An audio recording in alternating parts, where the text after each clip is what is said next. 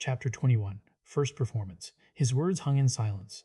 The sleepers looked at Sonny with a hilarious assortment of emotions, ranging from bewilderment to shock. The young man with humorous eyes just smiled politely. To be honest, getting an ascended aspect during the first nightmare was extremely rare. He was certainly someone special, maybe even outstanding. Basically, it was a habit experience fighters developed. No matter where they were and what mood they were in, there was always a sober part of their minds constantly calculating the most efficient way of killing the person in front of them, just in case such need arises. Oh, why do I have to antagonize someone like that of all people? But Sonny really had no grounds to complain. After all, he brought this on himself. After a few seconds, one of the young man's companions finally blinked and said. Sonny reevaluated his opinion of the humorous young man.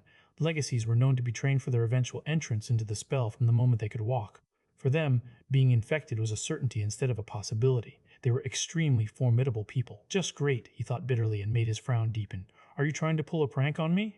You call this remarkable? The bewilderment in the eyes of these sleepers was slowly being replaced by hostility. Listen, friend, if you don't think that an ascended aspect is remarkable, then please share with us your own amazing results. What, pray tell, was your appraisal?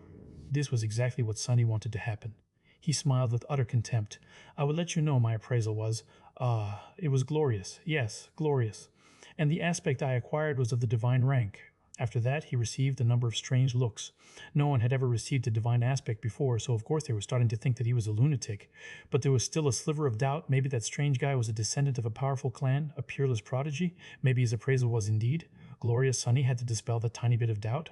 Mind you, I'm not some lofty legacy. Pfoofed in from the outskirts. I've never even received combat training. All that training, and he only got an excellent. What did he do during the nightmare? Pick his nose the whole time? The expressions of all the sleepers that were listening to his bragging instantly changed. An outskirt rat with no training, yeah, sure. Who was he trying to fool? Finally, with the same polite smile, Castor spoke. Glorious. That is interesting. Would you mind telling us what were your achievements in the nightmare? Sonny grinned. Sure, no problem. First of all, I killed an awakened tyrant. Every cost him a couple of moments of intense pain, but he didn't let it show on his face. His expression was nothing but smug and confrontational. The mere mention of a tyrant, let alone an awakened one, made a couple of sleepers smile with ridicule. Oh, really? How did you kill it? An arrogant look appeared on Sonny's face. How? Let me tell you, I didn't even have to lift a finger. I just spat, and it was torn to pieces, which was true. Sonny had spat a mouthful of blood on the altar, and as the result, Mountain King was ruthlessly dismembered by Shadow God. Someone openly laughed. This guy is either insane or purposefully messing with us. Listen here, Shorty. Have some decency, okay? Are you really insisting that you had killed an awakened tyrant, and with a bit of spit, no less? Sonny knitted his brows. That's the truth. More laughter followed. Crazy bastard. He actually believes in his own crap. Insane. He's insane. Unexpectedly, Castor stopped his companions. Guy. He was holding the silver bell between his fingers, which led to Hero being attacked and eventually killed by the tyrant. So technically all his statements were true. What a crackpot. Ha! Can you believe this idiot? Poor bastard. Well, in comparison to your achievements, mine do look rather average. Thank you for sharing with us. I hope you'll be as successful once we enter the Dream Realm. Sonny smiled with a look of smug superiority on his face. You better believe it. With that, he turned around and walked away. That's a job well done. He was pretty sure that after this performance, no one would ever believe that he actually had some kind of a powerful aspect or did anything worthy of notice during the nightmare. He only told them the truth, and yet managed to make everyone believe in the opposite of the truth. Such an incredible feeling. What did they think of him now? They thought that he was weak, grew up without any education in the outskirts, and had no training. More than that, he was apparently either insane or incredibly stupid. His temper was terrible. Truly pathetic and pitiful fellow. Now, whenever he was asked about his aspect, he could just honestly say that it was of the divine rank and be laughed at. People would rather believe that the spell had ceased to exist than that he was someone noteworthy. He could even scream about his accomplishments from the roof, and no one would believe him. Subsequently, no one would ever suspect that he had a true name. Just you wait, fools. One day he'll be the one laughing. As Sonny was walking away, he heard one of the sleepers talking to Castor. Why didn't you put that lunatic in his place? He has belittled you. After a short pause, Castor answered. His voice sounded low and mellow. Poor kid must have lost his mind in the nightmare. It often happens. He'll most likely die soon, so being kind is the least I can do. The corner of Sonny's mouth twitched. What a nice guy. He knew that Castor's words were based on a false assumption, but for some reason still felt a cold chill running up his spine. Chapter 22. Corpse Corner. Satisfied with his performance, Sonny walked back to the deserted corner of the hall. He felt people looking at him with mockery, contempt, and pity. No one seemed to be willing to stay close to him. It was just as well. He didn't want to be bothered anyway. Still, weren't their reactions a bit exaggerated? It's not like he was carrying an infectious disease. Well, except for the spell. Her clothes were tidy and neat. They weren't very expensive, but still rather tasteful. With her pale blonde hair, big blue eyes, and exquisite face, she looked like a beautiful porcelain doll. She was subtly breathtaking. However, there was something wrong with her. Sonny frowned, trying to understand what exactly about the girl made him uncomfortable. After a while, he realized that her empty, expressionless stare was reminding him of Mountain King. Startled, Sonny understood that the girl was blind. It took him a couple of seconds to compose himself. What a shame. A bit disheartened, he carefully sat on the opposite end of the bench, which meant that she lost her sight as the result of the appraisal. It was her flaw. Suddenly, Sonny felt very apprehensive. A cold sensation spread through his chest. And I thought my flaw was bad. No matter what aspect ability the blind girl had received in exchange for her sight, it was effectively a death sentence. A blind person had no chances of surviving in the dream realm, at least not with a dormant corpse. Sleepers usually weren't very superstitious, but anyone would feel uncomfortable in her company. Armed with this knowledge, Sonny suddenly saw a pattern in how the young people in the hall were grouped. Instinctively, they all tried to stand close to those of their own circumstance. At the far end of the hall, closest to the stage, were one or two small groups. People in these groups were distinct from the rest of sleepers. They were all confident, calm, and had an air of readiness. These were the legacies. They were trained for the spell since birth and had the highest chances of survival. Castor especially stood out from the rest. Next to them was a larger number of expensively dressed young people. They were lively and excited, and only a little nervous. They were the scions of rich and high-ranking citizens. Their training was pretty good since such families had ample funds to hire private tutors, even awakened ones. Their chances of survival weren't bad. Then, there was the largest part of the crowd, which consisted of kids from middle-class families. They might not have had the privilege of training under awakened tutors, but their education wasn't bad. The government spent a lot of effort to put all the necessary knowledge and skills into the school curriculum, preparing potential sleepers in advance. Some of them might have received additional training in private. To survive, these sleepers would need to put in a valiant effort, and also have a bit of luck. Consequently, they were tense and nervous. And lastly, there was Sonny and the blind girl, the corpses. From the point of view of other sleepers in the hall, their chances of survival were close to zero. As though answering his thoughts, a tall man in a dark blue uniform appeared on the stage. Not only was he tall, he was actually almost a giant. Sonny even wondered if the man's mother had sinned with a bear. Of course, it was impossible. Bears had gone extinct long before the spell even appeared. But he once saw pictures in a book, and they looked sort of similar. A bear-like nightmare creature then. The giant man had wide shoulders, an athletic build, and a gorgeous brown beard. His eyes were calm and serious. After reaching the center of the stage, he gave sleepers a long look. When his gaze reached the deserted corner, Sonny suddenly felt nervous. I sure hope he doesn't have a telepathic ability. Otherwise, he might separate me from a limb or two on behalf of his mother.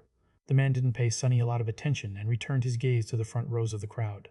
Finally, he said in a deep, reverberating voice, "I am Awakened Rock. Sleepers, welcome to the Academy." Everyone listened without making a sound. In less than a month, you will be summoned to the Dream Realm.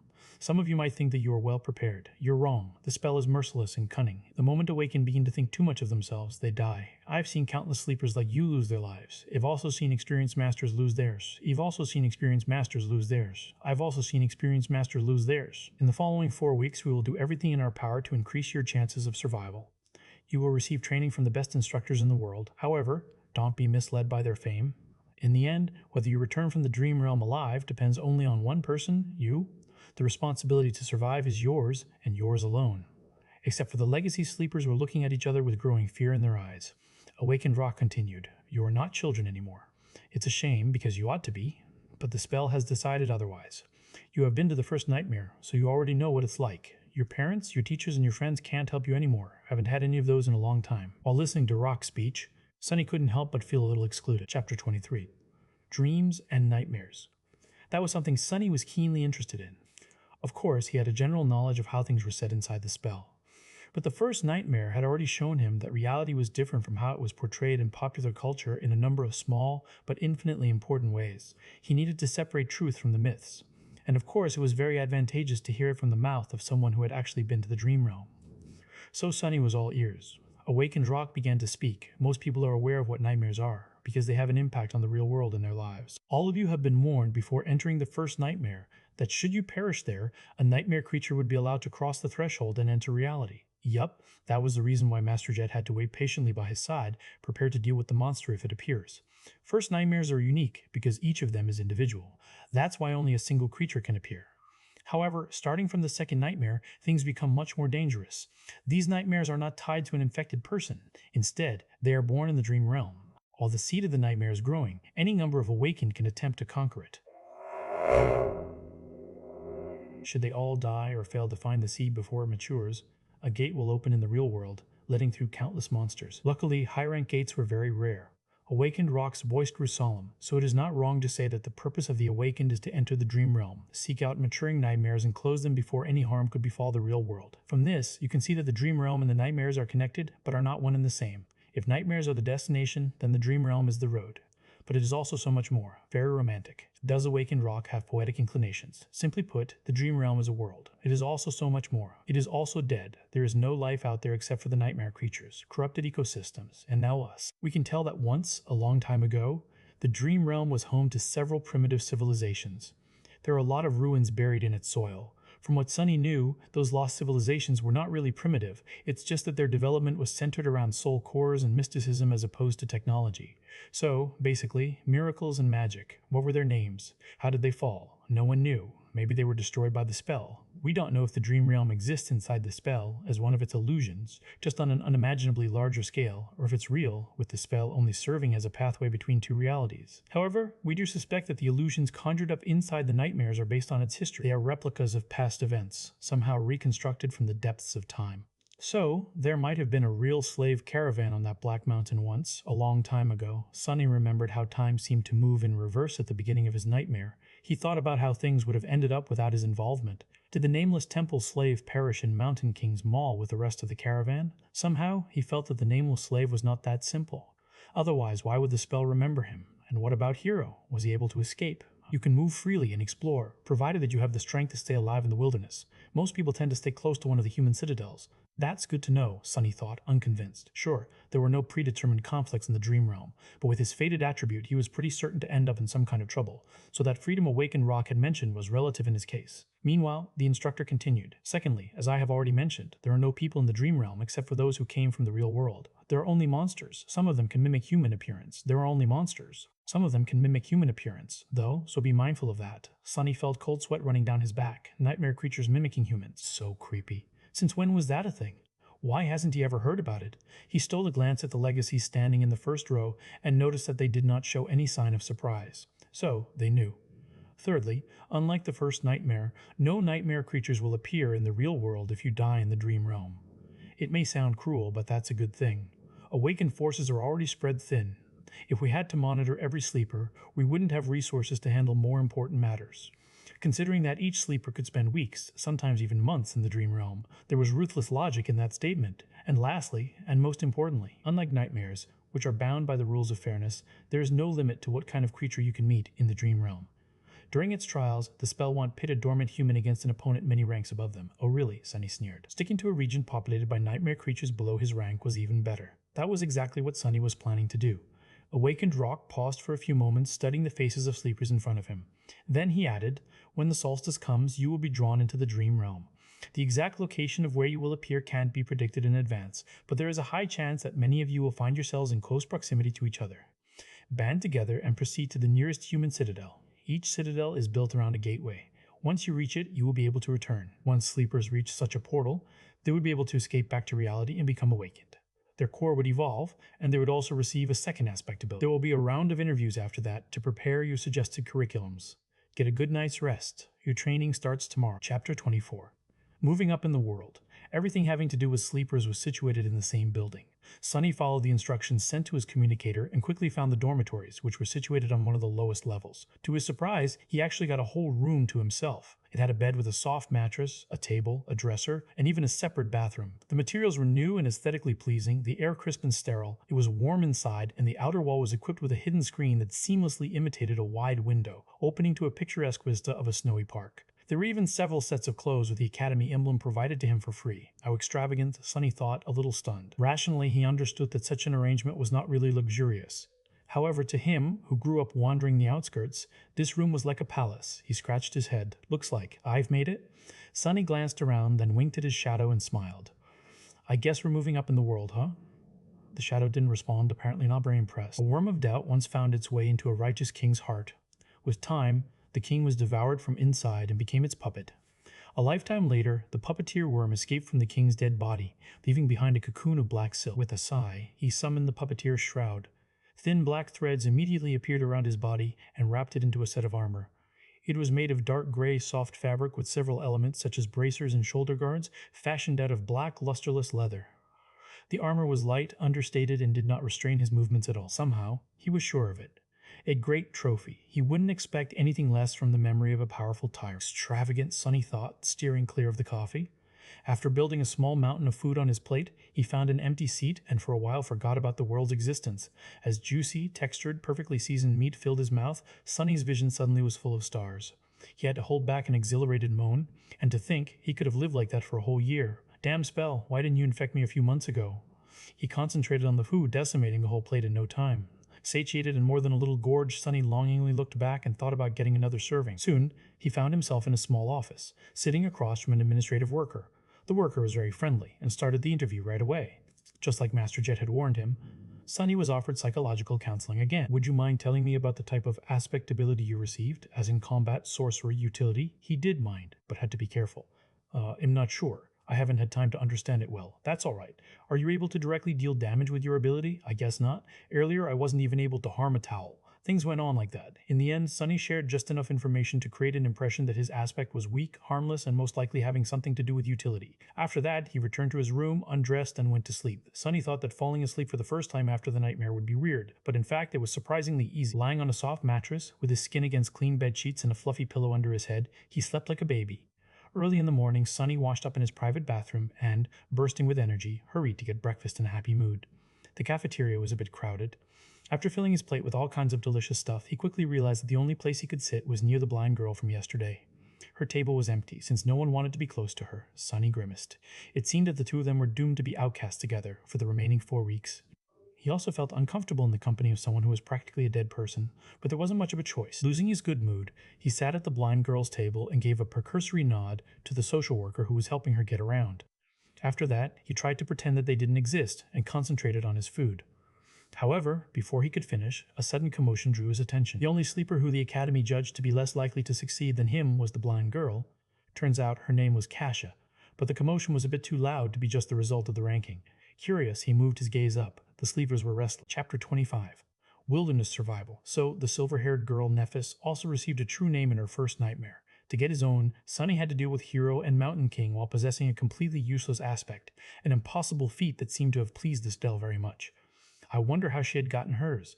Sleepers in the cafeteria were struck dumb by the revelation of this achievement. They were staring at the screen with astonishment, fear, and admiration. Listening to their excited whispers, Sonny felt a childish desire to scream, "Me too. I have one too." But the weird thing about it was that as far as Sonny could tell, Castor wasn't looking at the line of text containing the true name.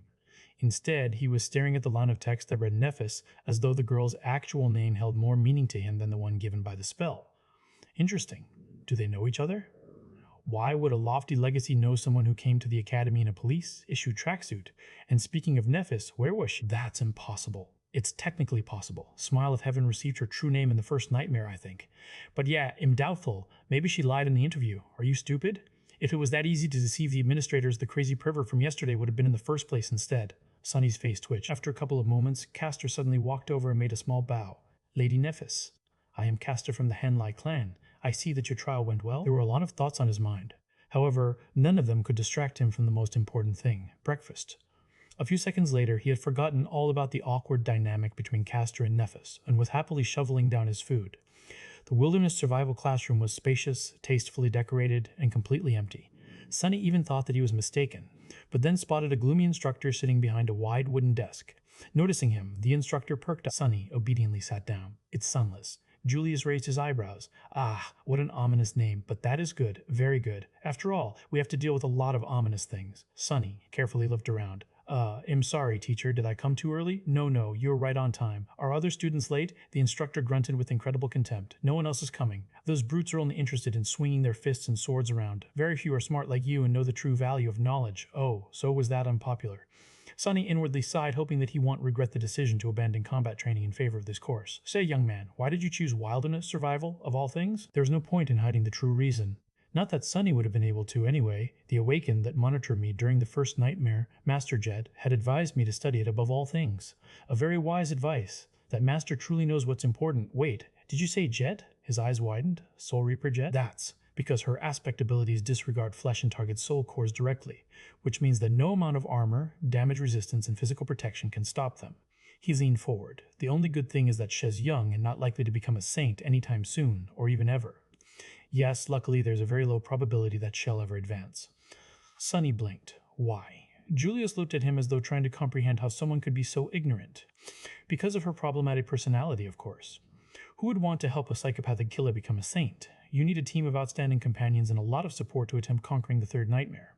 Soul Reaper Jet isn't, wait, why am I gossiping with you?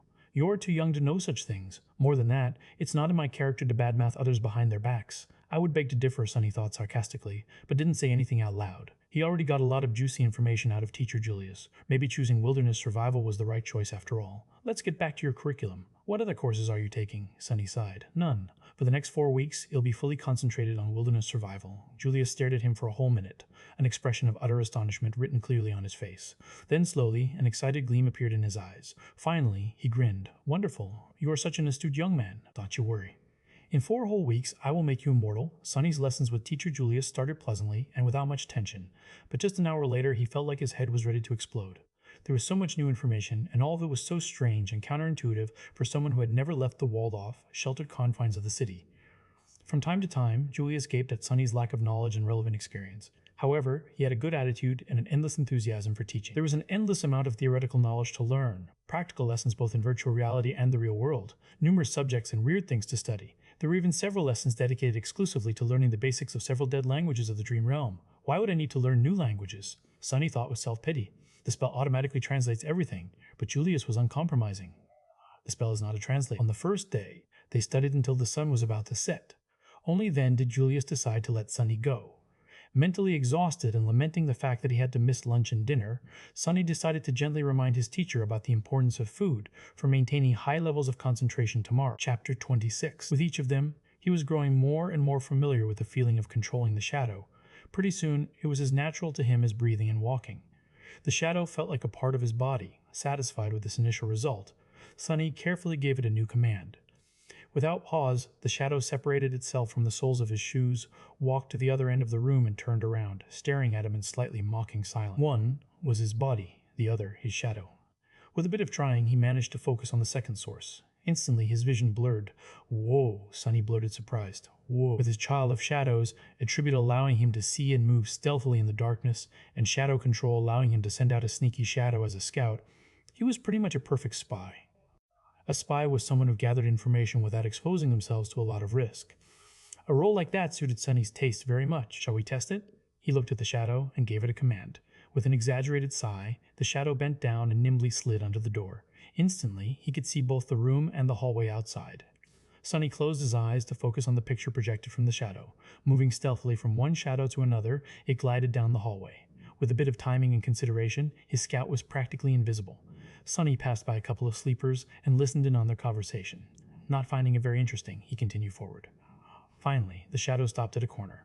To its left were the elevators, to its right, the way to the girls' dormitory. All sorts of provocative images immediately entered Sonny's head. Oh my, he thought, blushing. Yes, with this ability, it was also very easy to fall into utter depravity. But no. He couldn't do it, not because of some high moral principles. It's just that, with his reputation of a pervert, the chances of being asked if he had done something unbecoming were pretty high, so he needed the ability to honestly answer no. So I probably shouldn't, right? Right? Of course you're right, don't even think about it. He was observing his fellow sleepers who, under the guidance of Instructor Rock, were going through the motions of the introductory combat class. Today was mainly dedicated to testing their general competency and abilities. After that, the sleepers were going to be separated into groups based on their level, such as novice, advanced, or expert, as well as their weapon of choice. Some would be assigned a personal tutor or paired together. However, considering that many of sleepers had combat-oriented aspects that enhanced their might in a variety of ways, it was actually a marvel of engineering and durability. Their technique and training also affected the final result. Most people were getting numbers ranging from 10 to 14. It was considered a good result, something that only the most athletic people could reach. However, a lot of sleepers, obviously those with enhancing aspects, were able to achieve a score of 15 or even 16. The slender girl approached the machine and, without much preparation, delivered a sudden, crushing blow. Sonny wasn't very well versed in martial arts, but even he was impressed by the flawless economy and speed of her execution. She had a lot of training. Nephis was becoming more and more intriguing. What's her actual background? After a short pause, the machine displayed the result. 16. Everyone gazed at the display, stunned. More than a few admiring looks were thrown at Castor, who simply bowed and took a step back. Instructor Rock smiled. Not bad. Now, we will move to sparring and evaluate your general level of training. I need 2 volunteers to begin. Nephis was the first to step forward and walk to the center of the ring. A couple of seconds later, a tall and extremely muscular sleeper followed and faced her. The rules are simple. Make your opponent's back touch the floor or throw them out of the ring. Use whatever abilities and techniques you find appropriate. Oh, the show is starting. Watching sleepers fight each other was not only entertaining but could also provide Sunny with knowledge of their powers. Back in the room, he leaned forward and rested his chin on his palms. Go, Nephis. The tall guy attacked without wasting any time. His muscles bulged, threatening to tear the soft fabric of his white dobuk. He advanced like an unstoppable mountain, sending a vicious kick flying. A second later, he was lying on the floor with a dumbstruck look on his face. Nephis didn't even change her stance. Instructor Rock gave her a cheerful look and grinned. Next. What followed could only be described as a massacre. One after another, Nephis managed to defeat almost every single sleeper present in the dojo. She didn't seem to be faster or stronger than them, but each time someone entered the ring to fight her, they would inevitably end up beaten and thrown to the ground. Sunny watched the process with a growing sense of amusement. However, at some point, even he felt a bit of unease. Nephis moved with the calm precision of a battle machine. Her technique was clean, graceful, and ruthless. No matter what type of attack was thrown at her, she was able to either predict or instantly react to it, then deflect and turn it against the attacker with the minimum amount of effort. It didn't matter whether her opponent was poor, rich, or a legacy. Everyone would end up dealt with in a matter of seconds. What's more, through the whole process, the composed expression on her face didn't even change once. It was like Nephis was made out of metal. Is she even human, Sunny thought? Suddenly apprehensive. What was he going to do if this changing star were to end up as his enemy? The best course of action would be to run away, or better yet, try not to antagonize her to begin with. After all, the sun was also a star, and shadows didn't mix well with sunlight. Chapter 27. Measure of Power. It seemed like Castor suddenly ceased to exist. However, it was only an illusion. Although Nephis had managed to avoid being hit squarely in her center of gravity, Castor's fist ended up connecting with her shoulder, sending the girl into a spin. Not wasting any time, Castor disappeared again. His plan was very simple. While Nephis was still under the impression that the enemy was in front of her, he was going to use his unnatural swiftness to circle around and attack from the back. The young man appeared behind the oblivious girl, ready to finish the fight with one decisive strike. Just as he planned, she seemed to be preparing to attack in the direction he had been seen just a split second ago. Gratified, Castor shifted his weight, putting it all into his fist. However, at the last moment, Nephis suddenly changed her stance and threw her elbow back with frightening force. Castor's eye widened. However, just before she was about to hit the mats, the young man carefully grabbed the collar of her dobuk and gently pulled, slowing down the fall and allowing Nephis to land on the floor without any impact. Lying on her back, the girl blinked a couple of times and looked up at him. The whole altercation lasted no more than 2 seconds.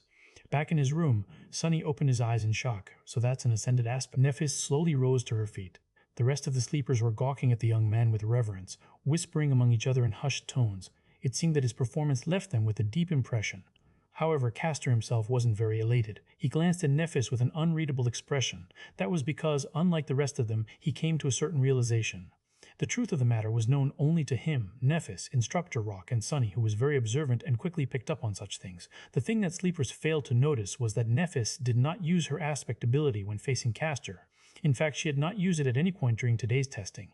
No one even knew what her ability was. And yet, despite his powerful aspect, Castor barely managed to clutch a victory against her.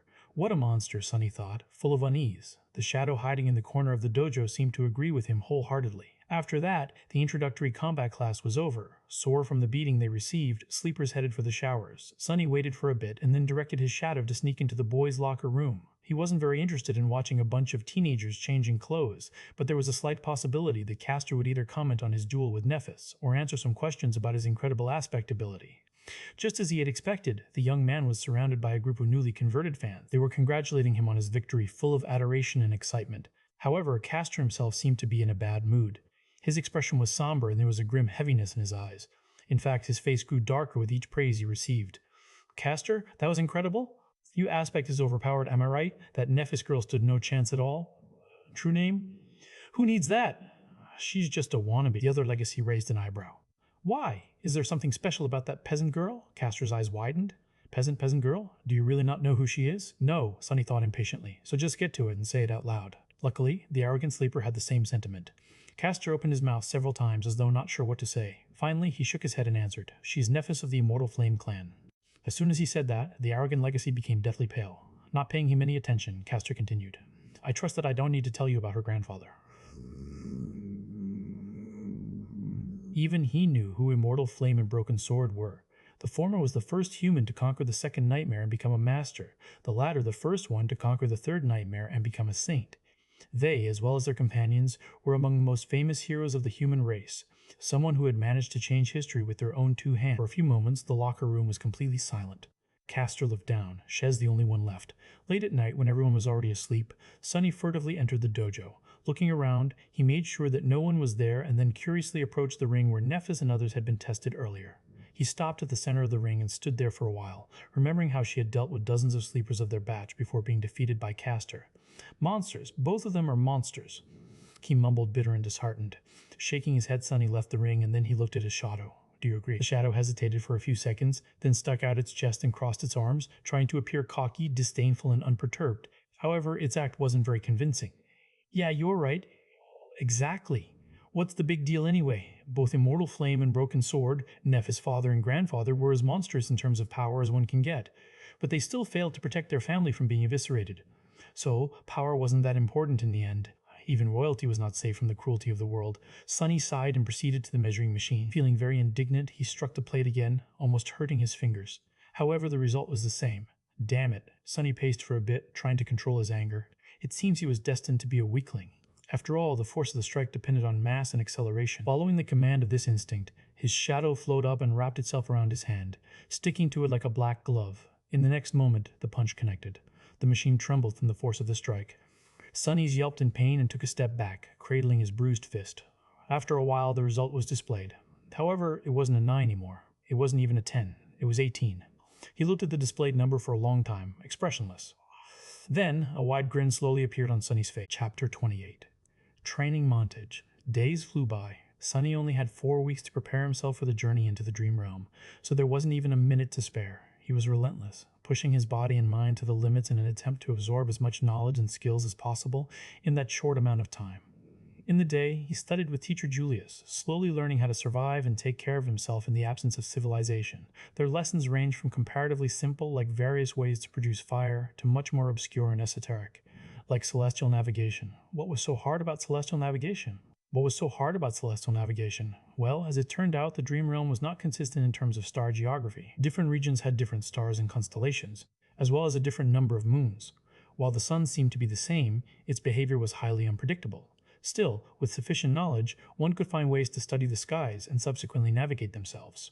Most of these lessons were supposedly already included in the various school curriculums and known to the majority of sleepers. However, learning something from a textbook and learning the same thing from an actual awakened were two completely different matters.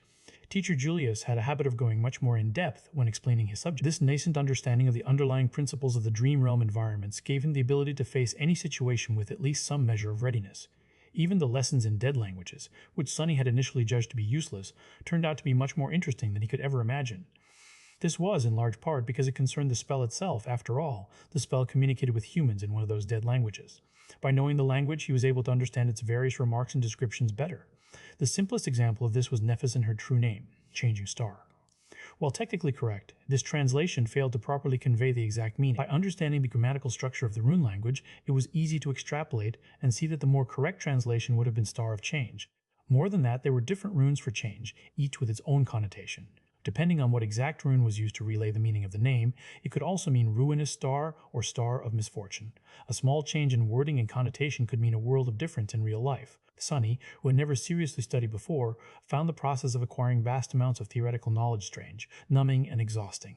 However, in a sense, it was also exhilarating. After all, knowledge was something that only the privileged had access to. It was also this authority over knowledge that kept them in the position of power, creating a vicious circle of inequality. The poor had no opportunity to study, and without the advantage of good education, they had no way to stop being poor. The weirdest part about all of this was that Sunny was now one of those privileged people. More than that, he was at the pinnacle of social hierarchy. Not only had he gained access to an unlimited amount of knowledge, but even his basic needs like food and shelter were also taken care of by the government, allowing him to fully focus on the single goal of developing himself as an awakened. But he didn't, because teacher Julius also insisted on holding practical lessons every other day. Even if some of them had to be done in virtual reality simulations, he insisted on using the full immersion stations with enhanced physical feedback. As a result, Sunny was bone-tired and utterly exhausted. The good thing was that with such amount of exercise, coupled with his newly reforged body, Sunny had never been in better shape. Even without combat training, he could feel his strength, stamina, and agility improving by leaps and bounds. Basically, the peculiar rebirth he had experienced after completing the first nightmare had enhanced the innate potential of his body, bringing it to the peak of the human condition. However, it was up to him to realize the potential with sweat, effort, and a lot of hard work. Practical application of wilderness survival techniques provided him with the opportunity to do so, and as though this wasn't enough, Sonny secretly collected information about other sleepers and practiced shadow control every night. His shadow was independent enough to be sent on scouting missions without his direct control. It would sneak here and there, listening in on the conversations and observing different classes where sleepers had to demonstrate their aspect abilities. Then after Sonny had finished his supper and returned to his room, it would come back and share everything it had heard and seen during the day. The only problem with this arrangement was that the shadow, despite its outward snarkiness, turned out to be rather naive. It didn't quite understand how the human world worked, and as such, often failed to distinguish between useful information and meaningless chatter. So, most of the time, Sonny would receive nothing of value or juicy gossip instead of important secrets. Sonny was excluded from this whole side of the thing, of course. Firstly, he had already positioned himself to be perceived as an unlikable lunatic. Secondly, he simply had no time for anything except for his lessons and training. And lastly, he was wary of getting too close to anybody, afraid that a situation would arise where he would have no choice but to divulge his true name. Apart from gathering information and slowly learning about the scope and details of various aspect abilities, and, to a lesser extent, flaws, he was also experimenting with shadow control. The results were very promising. He quickly found out that his shadow was able to enhance various objects, and not only his body. If it wrapped itself around a weapon, the weapon strike harder and deliver more damage. If it was applied to an armor, the armor would become sturdier and harder to break. The enhancement was rather substantial too. It was roughly twice as much as the initial value. All in all, this ability, if used correctly, could make him a powerhouse among the sleepers. Chapter 29. The last day on Earth, on the day of the winter solstice, Sonny woke up feeling tired and drowsy. No matter how much he tried to shake off his listlessness, it wouldn't go away. In the end, he just stayed in the bed for a while, wrapping himself in a blanket. He was already familiar with this feeling of never-ending, ensnaring sleepiness. It was the same in the days before his first nightmare. It was also quite similar to what he had experienced while slowly dying of hypothermia on the slopes of the Black Mountain. Remembering the cold embrace of approaching death, Sonny couldn't help but shiver. By nightfall, the spell was going to take him away once again, this time to challenge the vast expanse of the dream realm. What was he going to face in that ruined magical world? Would luck be on his side this time? Or would there be another disaster? If this was going to be his last hot shower in a long while, he was going to really enjoy it. If it was going to be his last scrumptious breakfast for the time being, actually, he had no appetite. The cafeteria was full of sleepers, but no one was talking. Everybody was in low spirits and seemed to be uncharacteristically introspective. There was no usual laughter or boisterous conversations. Only the legacies remained calm and collected. However, even they kept to themselves. Sonny thought about the last time he was preparing to enter the spell, and, with a bit of trepidation, approached the coffee machine. So, on this auspicious day, he decided to give it another try. After all, it was nice to have a tradition. A few minutes later, he had taken his usual seat near Kasia, the blind girl. Despite their compulsory closeness, they had not talked to each other even once, just like two strangers forced to share the same space by circumstances beyond their control. Kasia was silent, as though hesitating if she should reply, and then suddenly said, "Happy birthday!" "What?" Sonny frowned, trying to comprehend the meaning behind her words. Then a flash of surprise appeared on his face. "Oh right, it's my birthday today." He had completely forgotten about it. He was turning 17 today. "Wait, how did she know about this?" Sonny gave the blind girl a strange look, opened his mouth, and then decided to let the issue go. She was just too creepy. Thanks." With a nod, Kasia turned away, and seemingly lost interest in having a conversation once again, which was for the better. Sonny returned to his coffee, finding it not too bad this time. Of course, sugar and cream were making most of the work. However, he did feel a little bit more awake after drinking it. 17, huh? Sonny was never sure that he would make it to this age alive. And yet, despite everything, he did. Life was sure unpredictable sometimes. If anyone would have told him a year ago that he was going to celebrate his 17th birthday by drinking real coffee with real milk and sugar, he would have laughed in their face. But now it was a reality. Unwillingly, Sonny remembered all the people who used to celebrate his birthdays with him a long time ago. Before his mood turned sour, he decisively dispelled these thoughts and forced himself to smile. "This is not bad. Let's do it again next year, when I'm already an awakened." Cheering himself up like that, he finished his coffee and left the cafeteria. There were no classes today, but he still visited the wilderness survival classroom and said his goodbyes to Teacher Julius. The old man got pretty emotional when sending him off. He gave Sonny one last tip a dozen or so times in a row, and even promised to apply for a research assistant position to be opened after the young man had become a full awakened. Sonny left thanking him for his time and patience. After that, there wasn't much to do. When the sun was close to setting, Instructor Rock gathered them in the foyer of the Sleeper Center and led them outside. In the snowy parks that surrounded the white building, other Awakened were leading their own batches of sleepers to the same destination. It was the Academy's medical center. The center looked more like a shrine than a hospital. Its interior contained both highly advanced technology as well as some of the best healers among the Awakened. For the duration of their first journey into the Dream Realm, the bodies of sleepers would be kept safe in specially designed pods and sustained by the magical powers of those healers if anything unfortunate were to happen on the other side of the spell. Of course, whether or not they would wake up in the end wholly depended on the sleepers themselves. To Sunny's surprise, after entering the medical center, Instructor Rock did not take them directly to the wing containing sleeper pods. Instructor Rock instead he led them to a comparatively deserted floor and then opened the doors to a spacious gallery that was brightly illuminated by the beautiful crimson rays of the setting sun. There they saw rows and rows of wheelchairs. In each wheelchair there was a person with a blank, strangely peaceful expression on their face. All these people were completely silent, motionless and still. They did not show any reaction to the appearance of guests. They all seemed to be empty. In the eerie silence, Sunny felt his hair standing up and a creeping terror sipping deep into his hair. Instructor Rock looked at the empty people with solemn eyes. "There is a reason I brought you all here. Look well and remember. Some of you may know who these people are. For those of you who don't, they are called Hollow." He gritted his teeth. Each one of them was once either a sleeper or an Awakened. Some of them were weak, some of them were strong, some were even incredibly powerful. All of them have perished in the Dream Realm. There, their souls are gone, Sunny realized, horrified. If you're lucky, once your spirit is destroyed, your body dies with it. But if not, you'll become just like them. Hollow. Instructor Rock glanced in the direction where Castor and Nephis stood, and then added, "So don't die out there." Half an hour later, sleepers had been led to their personal rooms and were preparing to enter the pods. In one of the rooms, the blind girl, Kasia, was helplessly trying to orient herself in the unfamiliar space, touching the walls and strange pieces of machinery with her hands. Tears were streaming down her beautiful doll-like face. In the other room, proud Legacy Castor was staring listlessly at the floor. His lips were moving, repeating one strange phrase over and over again. He was trembling. Somewhere else, Changing Star Nephis, the last daughter of the immortal Flame clan, was looking down at her hands. And finally, there was a room where Shadow Slave Sunless, lost from light, turned away from the sleeping pod and glanced down at his shadow. Chapter 30. Starless void. Maybe the seawater he was submerged in was blocking it. If it wasn't for the special space perception that the affinity to shadows gave him, he would have been completely disoriented. With its help, though, he barely managed to understand which side was down and which side was up. Luckily, Teacher Julia's lessons had included swimming. Swearing to thank both the old man and Master Jet once he came back, Sunny forced himself to stay calm and began to swim upward. In a few long, intense seconds, his head broke through the surface of the water. Sunny was finally able to draw in a deep, hoarse breath. Breathe. After sucking in enough air to soothe his burning lungs and compose himself to a certain degree, Sunny carefully spun in the water, trying to take in his surroundings. What met him was an endless jet-black expanse of undulating waves. Above them was an empty black sky. There was no moon, no stars, just a dark vastness of repressive nothingness. Sunny blinked a few times, cold dread taking hold of his heart. This is a sea, an ocean? Was I dropped in the middle of an ocean? No, it couldn't be.